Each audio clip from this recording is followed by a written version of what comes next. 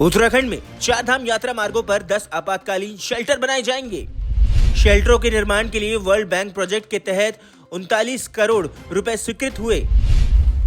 प्रत्येक शेल्टर में लगभग 400 लोगों के ठहरने की व्यवस्था होगी। शेल्टरों का उपयोग आपात के समय साथ साथ मल्टीपर्पज हॉल के रूप में भी किया जा सकेगा। उड़ीसा के डिजास्टर शेल्टर मॉडल को आधार बनाकर निर्माण किया जाएगा। उत्तराखंड सरकार ने चार धाम यात्रा को और सुरक्षित बनाने की दिशा में बड़ा कदम उठाया है। राज्य सरकार ने चार धाम यात्रा मार्गों पर 10 शेल्टर बनाने का फैसला लिया है, जो आपातकालीन स्थितियों में श्रद्धालुओं के ठहरने के काम में आएंगे। इन शेल्टरों का निर्माण वर्ल्ड बैंक प्रोजेक्ट के तहत किया जाएगा, जिसके लिए 39 करोड़ रुपए की धनराशि स्वीकृत की गई है। आपदा प्रबंधन विभाग द्वारा इन शेल्टरों के संचालन के लिए एक नियमावली तैयार की जाएगी, ताकि इनका उपयोग न सिर्फ चार धाम यात्रा के दौरान बल्कि साल भर स्थानीय लोगों द्वारा भी किया जा सके। आपात की स्थिति में ये शेल्टर सुरक्षित ठहराव केंद्र के रूप में काम करेंगे, जबकि सामान्य समय में इन्हें मल्टीपर्पज हॉल के रूप में इस्तेमाल किया जाएगा। शेल्टर निर्माण के लिए जिलों से जमीन के प्रस्ताव प्राप्त हो चुके हैं। कार्यकारी संस्था द्वारा जमीन की जांच के बाद उपयुक्त स्थानों का चयन किया जाएगा, जिसके बाद डीपीआर तैयार कर निर्माण कार्य शुरू किया जाएगा। प्रत्येक शेल्टरों को इस तरह डिजाइन किया जाएगा कि उसमें लगभग 400 लोग सुरक्षित रूप से ठहर सके। आपदा प्रबंधन विभाग ने इन शेल्टरों के लिए उड़ीसा राज्य के डिजास्टर शेल्टर मॉडल को आधार बनाया है, ताकि किसी भी आपात स्थिति में इनका प्रभावी उपयोग सुनिश्चित किया जा सके। वर्ल्ड बैंक के प्रोजेक्ट के माध्यम से हम लोग चार धाम यात्रा मार्ग पर लगभग 10 शेल्टर बनाने के लिए कार्रवाई चल रही है हमारी। उसमें हमने टेंडर कर लिया है, फर्म का चयन कर लिया है हमने। वो फर्म डीपीआर बनाएगी, फिजिबिलिटी देखेगी, कहाँ कितनी आवश्यकता है, टूरिस्ट का फ्लो देखेगी, या आपदा की दृष्टि से जहाँ जहाँ दिक्कतें हैं, जहाँ जहाँ विस्थापन की आवश्यकता पड़ सकती है, या जहाँ ज़्यादा रास्ता बंद होता है, कभी लोगों को अकस्मात रुकना पड़ता है, तो उन स्थानों को चयनित किया जा रहा है।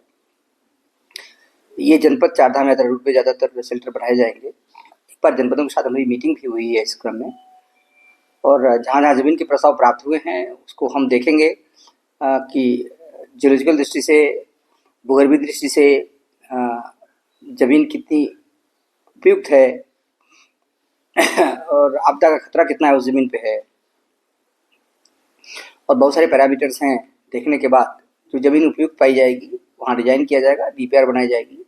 पैसे हमारे पास लगभग 39 करोड़ का प्रावधान है, उसके माध्यम से हम बनाएंगे। सर, इसका उद्देश्य क्या रहेगा और इसका मुख्य बेनिफिट किसको मिलेगा? किन किन कामों में इसका इस्तेमाल कर पाएंगे? देखिए, अभी जो प्रस्ताव हम लोग बना रहे हैं डिजास्टर शेल्टर के रूप में, अच्छा काम गुजरात उड़ीसा में हुआ है, तो उड़ीसा को हम मॉडल के रूप में देख रहे हैं कि वहाँ पे कैसे काम हुआ है। फिर अपनी आवश्यकता हमारी क्या है? हमारी आवश्यकता है चार धाम यात्रा अगर कहीं बाधित होती है, लोगों को एकाएक रुकना पड़ता है, तो कहाँ कहाँ रुकें, एक वो है। दूसरा है कि डिजास्टर के कारण अगर वो लोग प्रभावित होते हैं तो जिस क्षेत्र में ज़्यादा प्रभाव पड़ता है उसके आसपास हम बनाएंगे, ताकि अगर लोगों के ऊपर ज़्यादा प्रभाव पड़ता है, लोग विस्थापित होते हैं, रास्ता रुकना पड़ता है, घर टूट जाते हैं, कोई आपदा आ जाती है, तो ऐसे लोगों को वहाँ रोक सकते हैं।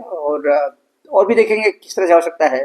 बेसिकली आकस्मिक परिस्थिति के लिए अगर किसी को हटाना पड़ता है तो 250, 300, 400 लोगों के लिए बनाएंगे हम लोग।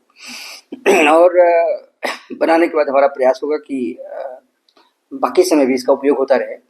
उसको कैसे चलाया जाए, क्या नियमावली बनाई जाए, वो भी व्यवस्था रहेगी, ताकि शेल्टर साल भर चलते रहें, कम्युनिटी के उपयोग में आते रहें, समाज के लिए आते रहें काम। उसको देखते हुए योजना बनाई जा रही है। अभी फर्म को चयनित कर लिया गया है टेंडर के माध्यम से।